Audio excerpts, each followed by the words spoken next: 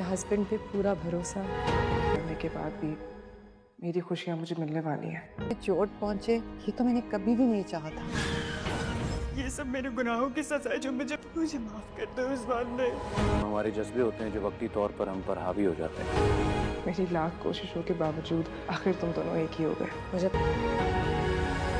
तुमसे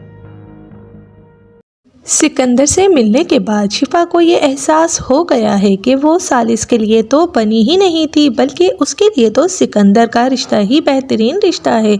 और जब से उसे इस बात का एहसास हुआ है तो वो सालिस और वफा के दरमियान से खुद ही हट गई है। लेकिन अब भी वो सालिस को ये बात जताना नहीं भूली है कि सालिस ने उसका दिल दुखाया था, लेकिन अब सिकंदर के मिलने के बाद वो सालिस को भूल चुकी है।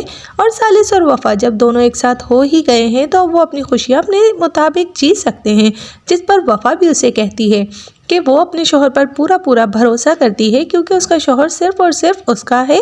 और शिफा ने उन दोनों के बीच में काफ़ी ज़्यादा बदमज़गियाँ की थी, लेकिन अब वफा समझ चुकी है कि सालिस उससे कितनी ज़्यादा मोहब्बत करता है। अगर वो उससे मोहब्बत ना करता तो अपनी जान को उसके लिए कभी भी दांव पर ना लगाता। आखिरी किस्में सबको ही एहसास हो रहा है कि किस किस की कौन कौन सी गलतियाँ थी।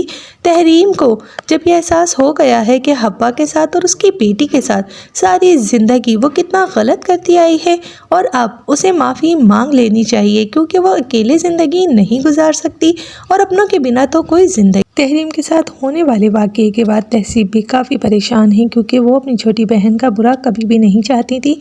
लेकिन अब सब बहन भाइयों ने जब मिलकर समझाया है तहरीम को, तो वो समझ गई है कि शायद वो इतनी बड़ी गलती पर थी, और अगर अपने उसे पहले एहसास दिलाते तो वो अपनी गलती की और ज़िद छोड़ ही देती। इधर जब वफ़ा और सालिस के बीच में सब कुछ ठीक हो गया है तो अब दोनों फिर मिलकर शिफा और सिकंदर की शादी को एंजॉय कर रहे हैं। और शिफा भी सब कुछ भूल कर अब सालिस को अपना दोस्त मान चुकी है, और इसी तरीके से इस ड्रामे की हैप्पी एंडिंग हो रही है।